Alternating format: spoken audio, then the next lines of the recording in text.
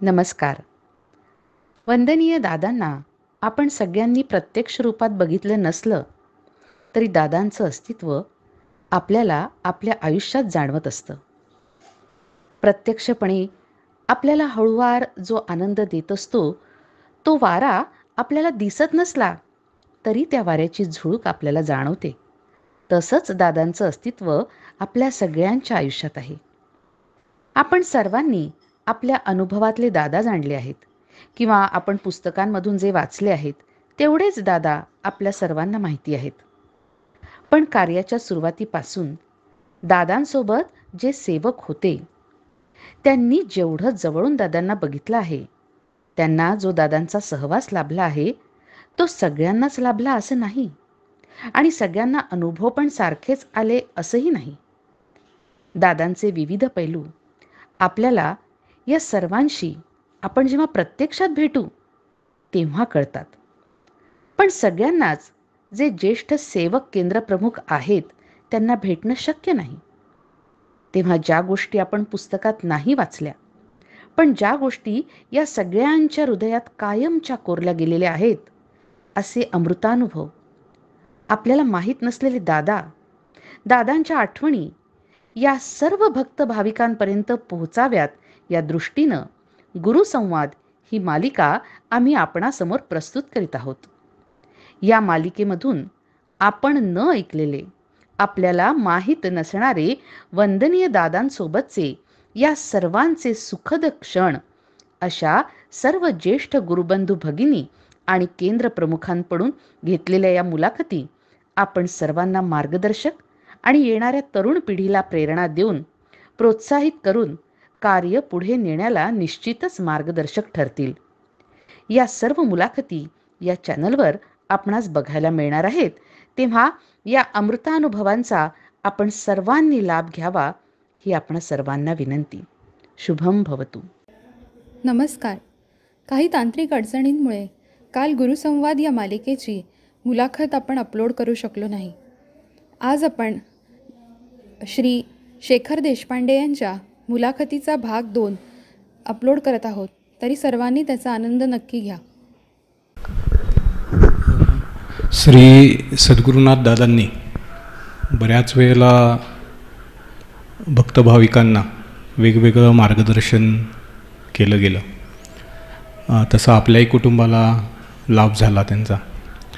तर त्याच्यात बुधामृत हे सगळ्याच त्यांच्या मुलाखतीत आणि संवादातनं नेहमीच आपल्याला घेण्यासारखं असतं. पण त्याच्यातला असा कुठला एक बुधामृत म्हणा येईल की जो तुमच्या मनाशी अगदी घट्ट बसलेला आहे, दोघांच्याही, काकू आणि काकांच्या, की जो तुम्ही कधीच विसरू शकत नाही आणि जो तुम्हाला असं वाटतो की तो पुढच्या पिढीने आत्मसात करावा.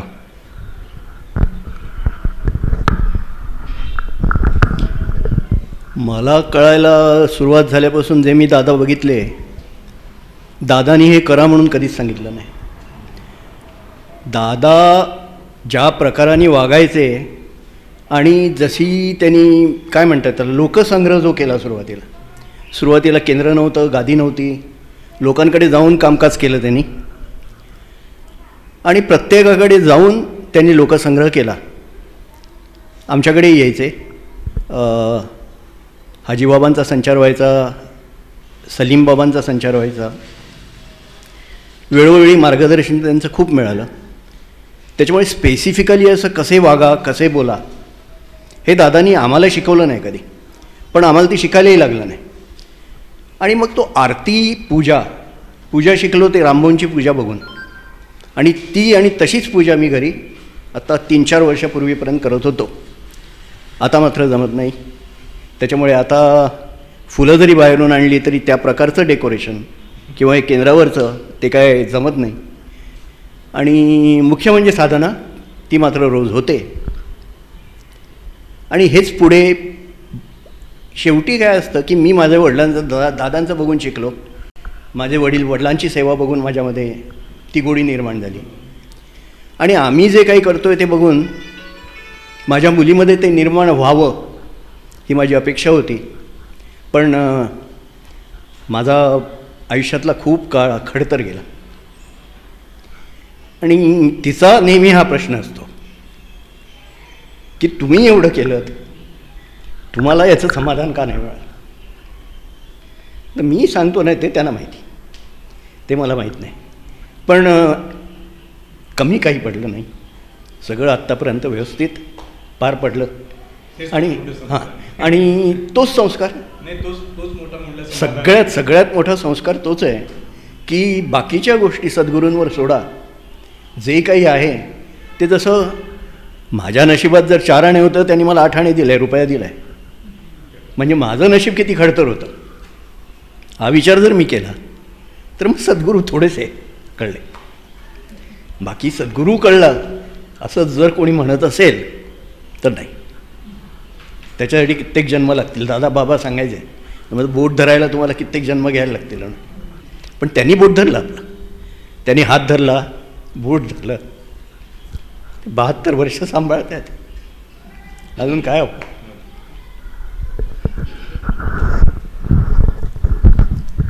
आमचं घर एअरपोर्ट जवळ होतं पार्ल्याला, तर त्यामुळे दादा वरचे वर येत असत आमच्याकडे. म्हणजे आई सांगायच्या असं, म्हणजे परक कोणी आल्यासारखं असं वाटायचंच नाही. की मग कधी काय देशपांडे बाई आज काय खायला करताय का, की नुसताच चहा देत आहे? सारस्वत लोकांचे पोहे छान नसतात, कधी कधी सांगायचे पोहे करा, काही काळ कधी कधी खायचे नाहीत. मग आले की नमस्कार, आपल्याला एक सवय असते ना, मोठं माणूस कोणी आलं की आपण नमस्कार करतो. नाही, थांब पाय धुतो. मग जाऊन बाथरूममध्ये जाऊन पाय बी धुवून यायचे, बसायचे, घाल आसन. आसन घातलं की काही वेळेस संचार वगैरे पण बरेच वेळा झालेले आहे. जास्त करून हाजीबाबांचा संचार आमच्या घरी तिकडे बरेच वेळा झाला. आई सांगायच्या नेहमी.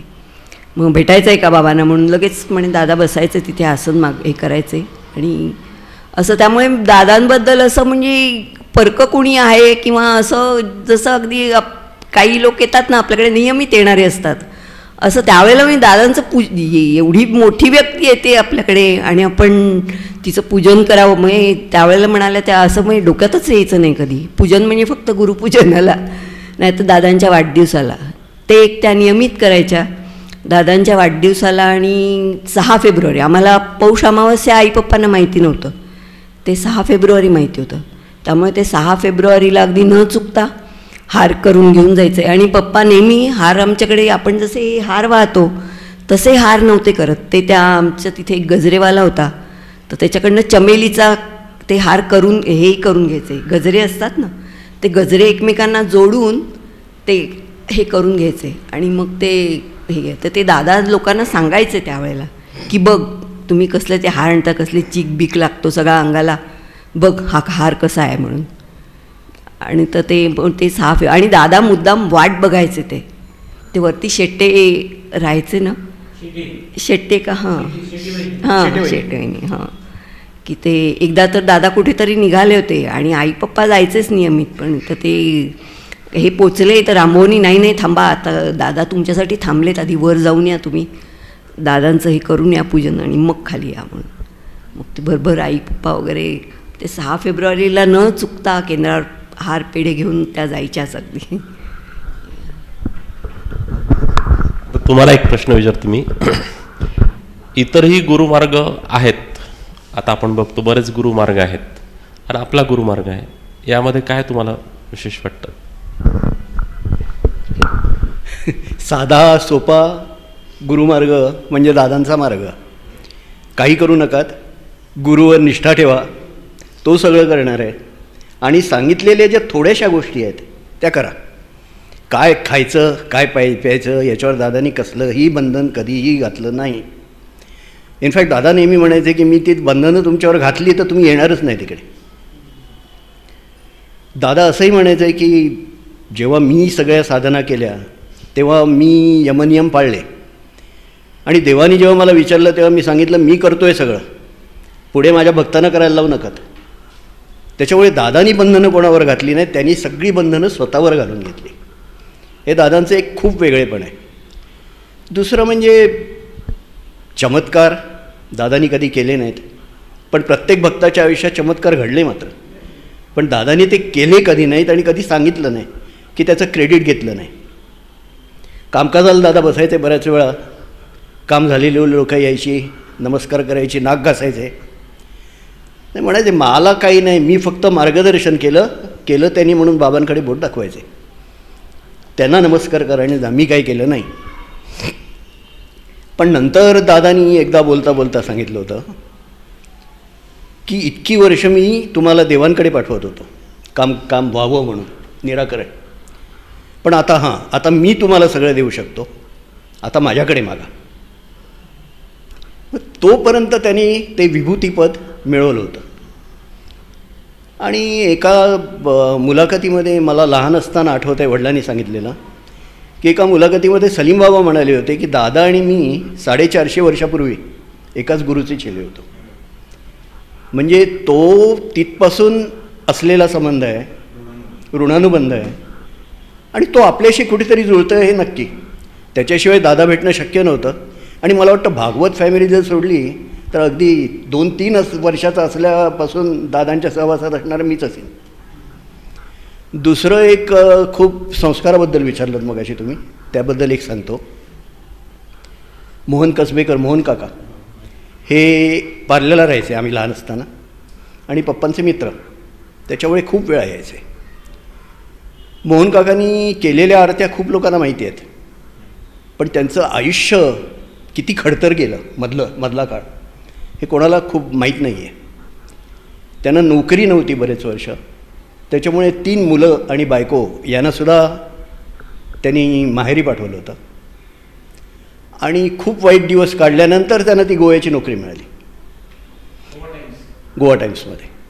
तिकडे त्यांना तो बंगलाही मिळाला. मला तो बंगलाही आठवतो आहे, अजून तो जिनाही आठवतो आहे, पणजीला. हो. केंद्र अतिशय सुंदर केलेलं होतं, आणि मुंबई केंद्रासारखंच सजवलेलं मला ते अजून आठवतं आहे. तेव्हा त्यांनी सांगितलं होतं पप्पांना भेटल्यावर, अरे दादांच्या कृपेने मलाही संचार मिळाला, पण दादांना जसं सहज हे होतं तसं मला होत नाही. तर उद्या भेटायचं आहे का बाबांना, उद्या सकाळी भेट. तेव्हा हाजीबाबांचा संचार झाला होता. आणि तेव्हा हाजीबाबा म्हणाले होते, अरे तुमचा तो गावाला किल्ला आहे, त्या किल्ल्याकडे एक बाबांचा दर्गा आहे की तुम्ही त्यांना विसरलात. तुमचं सगळं देशपांडे घराणं त्यांच्या आशीर्वादावर अजूनपर्यंत आहे. तिकडे गेल्यानंतर असं कळलं चौकशी केल्यावर की तो बाबांचा दर्गा आणि हाजीबाबा हे पण एकाच गुरुचे चेले. तर तुम्ही जो संस्कार म्हणालात, आता मोहन काकांनी इतक्या आरत्या लिहिल्या, त्याला चाली लावल्या. पंकजकडे त्यांच्या हस्ताक्षरातलं ती वही अजूनही आहे, म्हणजे 2000पर्यंत होती. आणि तिकडे मग ते आरत्या म्हणायचो मी, पण ते एक आदर्श म्हणून दादा तर देवच होते, म्हणजे बाकीचं शक्यच नाही.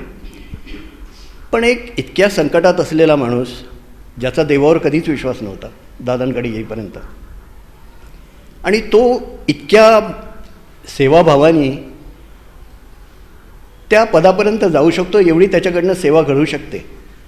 त्याच्यामुळे मला विचाराल तर तो एक संस्कार की नाही, माझा आदर्श हा की मला माणूस व्हायचं आहे. मला मी देव कुठे होणार आहे, मला माणूस व्हायचं आहे. आणि माणूस व्हायचं तर मग हा आदर्श की ह्या गोष्टी मला जमल्या तर मला आनंद होईल आयुष्यात.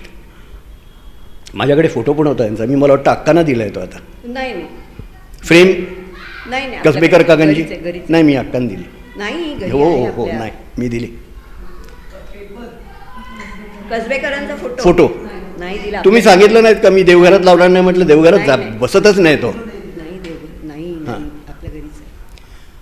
तर फोटो होता माझ्याकडे तो, आणि हो माझा आदर्श तो. मला खूप आवडायचं त्यांच्या आरत्या केलेल्या. दादा पण सांगायचे की जीव ओतून केलेला सगळा प्रकार आहे तो. आणि दादासुद्धा त्यांना मोहनराव म्हणायचे, त्यांनी कधी मोहन म्हटलं नाही. माझ्या याच्यात नाही, ऐकिवात नाही की दादानी कधी मोहन काकांचा उल्लेख मोहन म्हणून केला आहे. मोहनराव म्हणूनच म्हणायचे. मोहन काका गेले तो सह प्रसंग म्हणजे कित्येक वेळा पंकजनी सांगितलं आम्हाला, दादा नव्हते, त्यांनी डिक्लेअरही केलं नाही की पंकज आपला मोहन काका गेले आहेत म्हणून, की गुरु जोपर्यंत येत नाहीत आणि सांगत नाहीत तोपर्यंत आम्ही डिक्लेअर करणार नाही. आणि हेच संस्कार. आणखीन संस्कार काय असतात? मुद्दाम काही आईवडिलांसारखं कोणी गुरु शिकवायला जात नाही, पण मग त्यांनी घडवलेल्या माणसाकडून जरी आपण काही शिकलो, गुरुकडनं तर शिकतोच, आणि त्यांनी घडवलेल्या माणसांकडनं जरी आपण काही शिकलो तरी खूप काही मिळवलं आयुष्यात. आणि हां, एक खंत नेहमीच आहे आयुष्यात, की सलीम बाबा एकदा म्हणाले होते, अरे तुला बाबांनी काय नाही दिलं आहे, काय दिलं नाही आहे, ते जोपासलं नाही मी. हे आज जाणवतं की तबला मी छान वाजवायचो, शिकलो नाही. पेटी मी छान वाजवायचो, शिकलो नाही. बऱ्यापैकी गायचो, शिकलो नाही. आणि या सगळ्या गोष्टी शिकायच्या असं त्यावेळी त्यांनी सांगितलं होतं, पण ते मला कळलं नाही. हे असं बऱ्याच वेळेला होतं की सांगायचं ते सांगतात, पण आपल्या लक्षात येत नाही त्या गोष्टी, आणि येतात ते उशीर झाला असतो.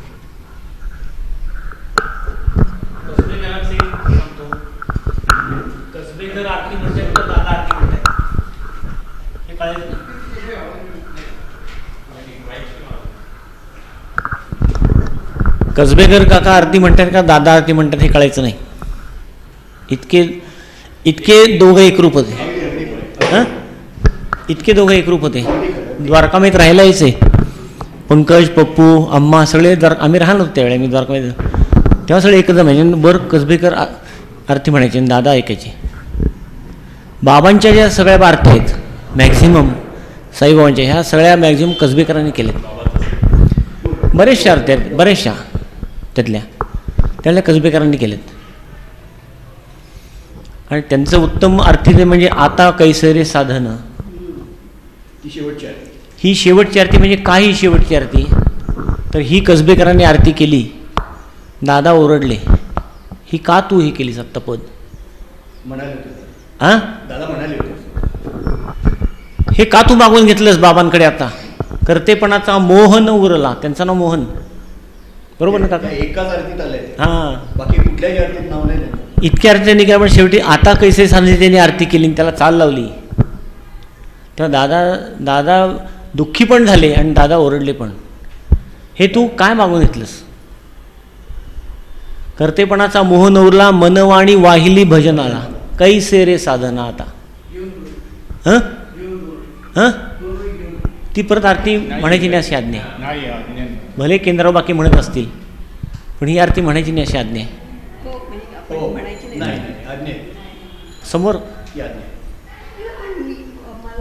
म्हणणं हे नाही, पण आता हे जुन्यातल्या आठवणीला म्हणून सांगतो.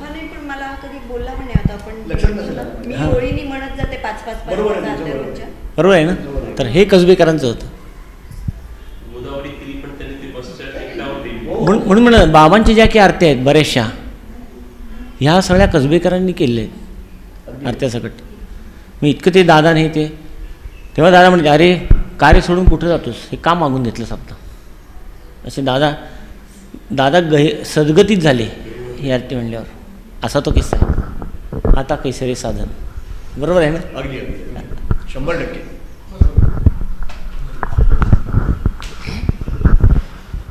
आता एक अजून प्रश्न काकांनाच माझा, कारण आज काका भेटले आहेत तर त्यांच्याकडे पूर्ण लाभ आपण त्यांचा घेतला पाहिजे. तर आता नवीन जे सेवक केंद्रावर येतात त्यांना तुम्ही काय सल्ला द्याल? सेवकांना सल्ला देण्या इतका मी मोठा नाही, कारण माझ्याच हातून तशी सेवा घडली नाही. केंद्रावर जाऊन काही सेवा घडली आहे असं माझ्याकडून काही झालं नाही. पण हां, मुंबईच्या धकाधकीच्या जीवनामध्ये जी सेवा व्हायला पाहिजे घरी तेवढी मात्र केली. अगदी घरातून 6ला निघायचो तेव्हासुद्धा पूजा करून निघायचो. साधना माझी या मधल्या काळामध्ये नाशिकला आल्यानंतर जवळजवळ वर्षभर झाली नाही, कारण अतिशय वाईट मनस्थितीत होतो आणि लक्षच लागत नव्हतं कशात. मी तुम्हाला सांगितलं तर खोटं वाटेल, माझी पूजासुद्धा 1-1 वाजता व्हायची. आणि भाई मला सांगायचे, साधना का नाही होत? म्हटलं भाई माझं लक्ष लागत नाही, मी काय करू? नाही, जशी होईल तसं कर. पण म्हटलं नाही, होतच नाही आहे, मला बसायलाच होत नाही आहे. मी त्या फेजमधून पण गेलो. आणि 6मध्ये पुण्याला गेल्यानंतर विजयदादांकडे द्वारकामाईला गेलो. विजयदादा म्हणाले, अरे बाबा तू दिवसभरातून ते संध्याकाळी करतोस ना, ते बंद कर, साधना सकाळी कर.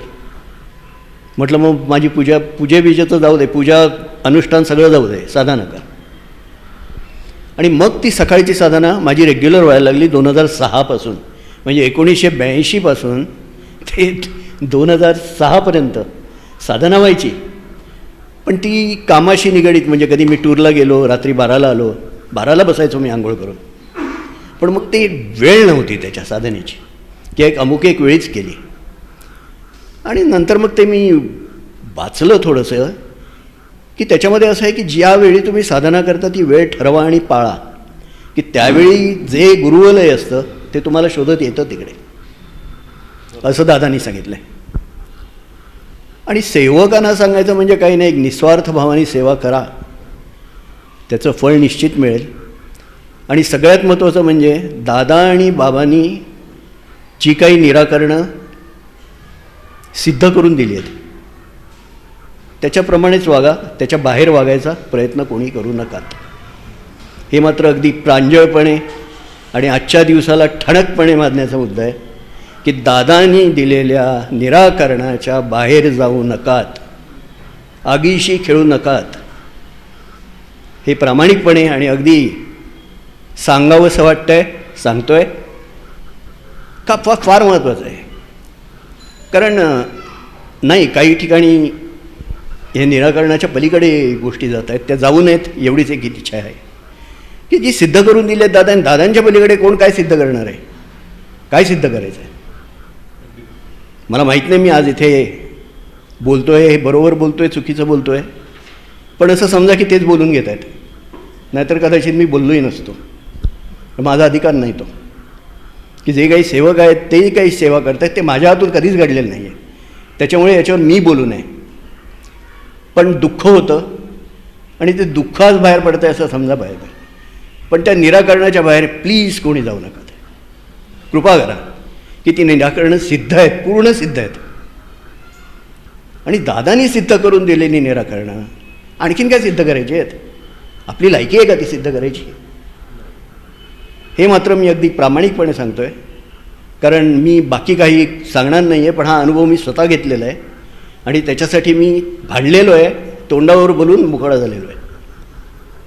तो अनुभव, ते नाव मी घेणार नाही कोणाचं, पण प्लीज म्हणजे ही कळकळीची विनंती आहे सगळ्या सेवकांना आणि जे सेवा करत आहेत त्यांनाही, की निराकरणं जी दादांनी निवडून दिलेली आहेत त्याच्या पलीकडे जाऊ नका. ती सगळी सिद्ध आहेत, सिद्ध केलेली आहेत, दादाने आणि बाबांनी दिलेली आहेत. याच्यामध्ये बदल करण्याचा कोणालाही काही अधिकार नाही.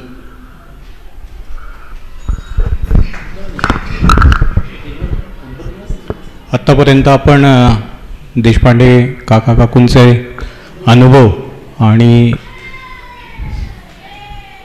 त्यातनं त्यांनी घेतलेलं बोधामृत हे खूप ठळकपणे जाणवत आहे त्याच्यात, आणि हे आपल्या सगळ्यांनाच ॲप्लिकेबल आहे. एक आहे ती साधना. काकूंनी सांगितलेले 2-3 अनुभव, त्याच्यात साधनेत ची असलेली तळमळ, तसेच काकांनी सांगितलेले काही अनुभव ज्याच्यात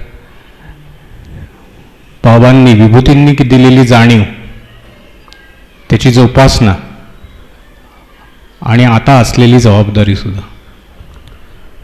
तर तो संदेश फार आपल्यासाठी आणि आपल्या भावी पिढीसाठी फार महत्त्वाचा आहे असं मला वाटतं. कार्य निरंतर चालणार आहेच आणि सद्गुरू आशीर्वादाने चालत राहीलच. आपले मार्गदर्शन जे आज आम्हाला लाभतं आहे ते अमूल्य आहे. आपला अजून एक असा काय संदेश असेल की जो नवीन पिढी, म्हणजे जी आता झेन आपण जनरेशन म्हणतो थोडक्यात, तर त्यांच्यासाठी जो उपयोगी पडेल किंवा त्यांनी तो ध्यानात ठेवावा.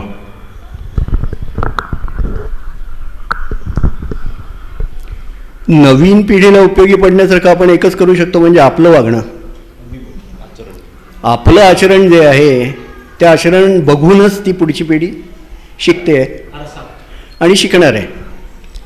आणि नवीन पिढीला आणखीन एक असं सांगावंसं वाटतं की दादांनी सांगितलं होतं की मी माझ्याबरोबर काही नेत नाही आहे, सगळं सोडून जातो आहे, प्रत्येकाला काहीतरी देऊन जातो आहे. प्रत्येकाने हा विचार करा की मला काय मिळालं आहे आणि ते जोपासा, आणि तोच आशीर्वाद आहे. मग तेच जर देऊन गेले आहेत तर आपण फक्त शोधायचं आहे आपल्याला काय मिळालं आहे, आणि ते मिळालेलं जर शोधून आपण थोडंफार जरी शिकलो किंवा उपयोगी पडलो त्या कार्याच्या दृष्टीने, की नसेल मी केंद्रावर सेवा करत नसेन, पण जो काही खारीचा वाटा मला माझ्याकडून उचलायचा आहे तो जरी मी उचलला तरी मला वाटतं हो दादांचे आशीर्वाद आणि बाबांचे आशीर्वाद फलद्रूप होणारच आहेत, की त्याच्याबद्दल काही हेच नाही आहे. याच्याबद्दल आलेलं दुसरा एक अनुभव पण मी सांगावा की नाही सांगावा मोठेपणा म्हणून सांगत नाही, पण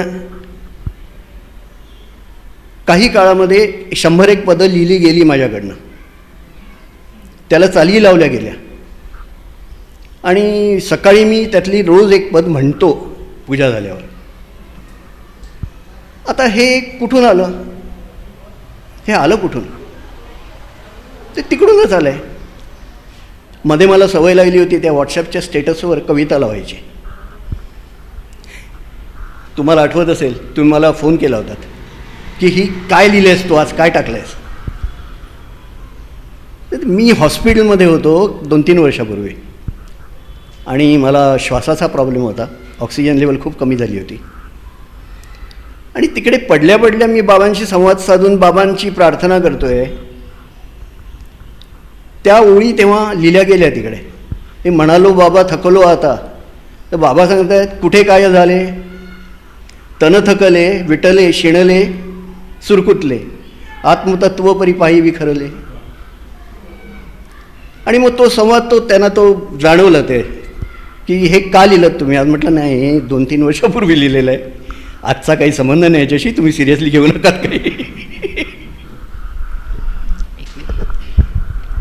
मी पालकांना असं सांगू शकेन की समाधानी राहा. मी हे दादांनीच सांगितलं आहे, हे नाही की तुम्हाला जे काय मिळालं आहे, जे काय मी देऊ शकलो त्यात समाधान माना, प्रसाद माना आणि समाधानी राहा. तर ती तुमच्या मुलामध्ये सुद्धा, आणि त्यांना काही स्पेशल शिकवायची गरज नाही, जे तुम्ही नियमित तुमचं जे आचरण असेल तर ते आपोआप शिकतील. तर ते त्यामुळे ते एक मला मोठं मी ती खुणगाठ बांधली आहे, समाधानी राहा.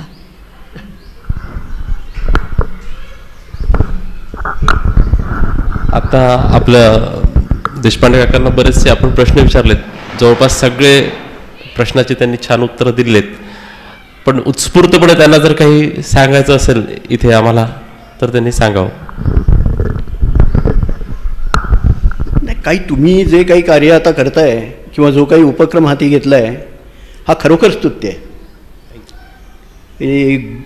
हे एकंदरीत जे दिसतंय ते बाबांचीच आज्ञा आहे, दादांचीच आज्ञा आहे, त्यांचीच इच्छा आहे, आणि प्रत्येक गोष्ट त्यांच्या इच्छेनेच घडते आहे, याच्या पुढेही घडणार आहे. आपल्याला फक्त आपलं काम चालू ठेवायचं आहे, जे त्यांनी आपल्यासाठी नेमून दिलेलं आहे तेवढं जरी आपण योग्य प्रकारे पार पाडलं तर पाडायचा प्रयत्न करूया. की आज 72व्या वर्षी मला त्यांनी चालायला ठेवलेलं आहे, साधनामधून मी मांडी घालून बसून करतोय. हे जे दिलेलं आहे त्याचा सदुपयोग करून जास्तीत जास्त सेवा आपल्या हातून कशी घडेल, मग ती केंद्रावर येऊन करा, तुम्ही घरी करा, की दादांनी सांगितलं तसं आणि मोहन काकांच्या आरतीमध्ये असल्यासारखं ती झोळी घेऊन बाजूच्या घरामध्ये वाटा आशीर्वाद. तो ज्या लोकांशी बोलता त्यांच्याशी प्रेमाने बोला, की सेवक हा वेगळा दिसलाच पाहिजे, की लोकांना हे जाणवलं पाहिजे की मी बोलतोय हे प्रकरण काहीतरी वेगळं आहे, आणि मग ते काय वेगळं प्रकरण आहे ते आपोआप कळणार आहे त्यांना. समिती सेवक दिसे आगळा ते येणारच आहेत ते.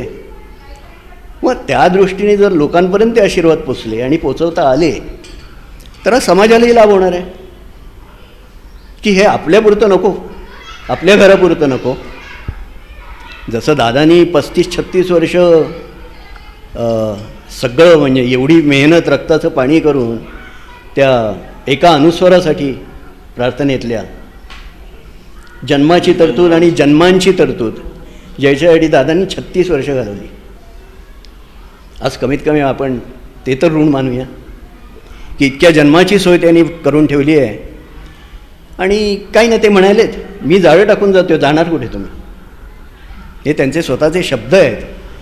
तेव्हा वी आर ऑल अश्युअर्ड, ह्याच जन्मी नाही पुढचे अनेक जन्म हे आपल्याला सद्गुरू लाभणार आहेत आणि दादा आणि बाबा आपल्यासोबतच आहेत.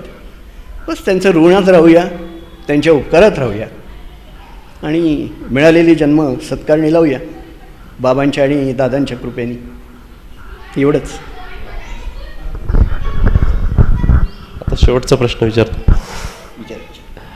तुमची एखादी आवडती आरती जी तुम्हाला खूप आवडते मनापासून, ती ते एक पद जरी म्हटलं तरी चालेल. मोहन काकांची कुठली म्हणशील? पण सुचव ना, मला आवडणारी आरती कुठली आहे तू सुचव. झाली पूजा झाली.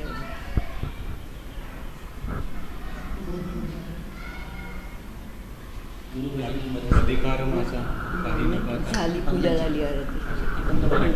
ती पंत महाराजांची. मोहन काकांची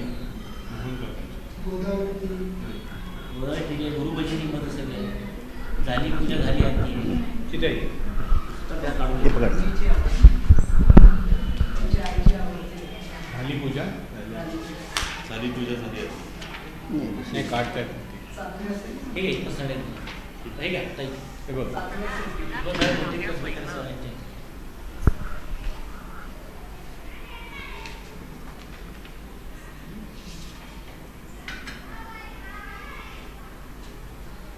नाही समाधी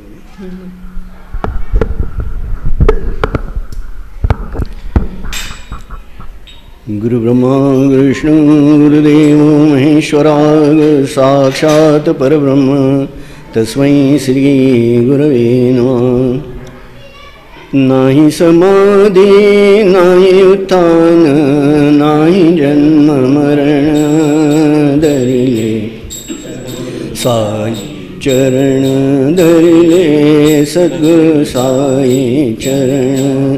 नाही समाधी नाही उत्थान नाही जन्म मरण धरिले सद्गुरु साई चरण धरिले साई चरण.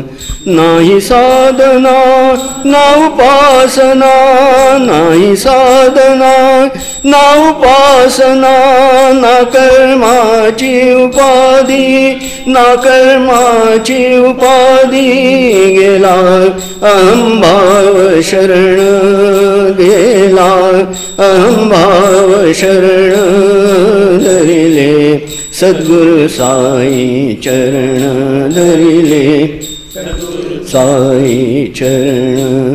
नाही समाधी नाही उत्थान नाही जन्म मरण धरिले सद्गुरु साई चरण धरिले साई चरण.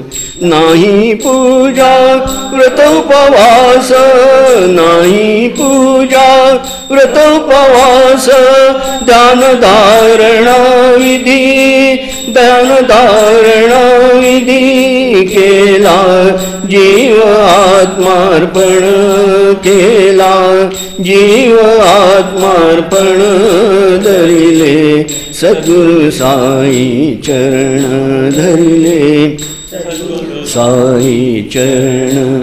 नाही समाधी नाही उत्थान नाही जन्म मरण धरिले सद्गुरु साई चरण धरिले साई चरण. नाही मागणे नाही भोगणे नाही मागणे नाही भोगणे व्यर्थ दुःख क्षीण व्यक्त दुःख क्षीण मगले जन्माचे कारण मगले जन्माचे कारण धरिले साई चरण धरिले सद्गुरु साई चरण. नाही समाधी नाही उत्थान नाही जन्म मरण धरिले सद्गुरु साई चरण धरिले साई चरण. गुरुबोधाविण नाही तुझ गती गुरुबोधाविण नाही तू जगती गुरुकृपेने गळे उपरती गुरुकृपेने गळे उपरती अविरत नाम स्मरण धरिले साई चरण धरिले सद्गुरु नाही समाधी नाही उत्तान नाही जन्म मरण धरिले साई चरण धरिले साई चरण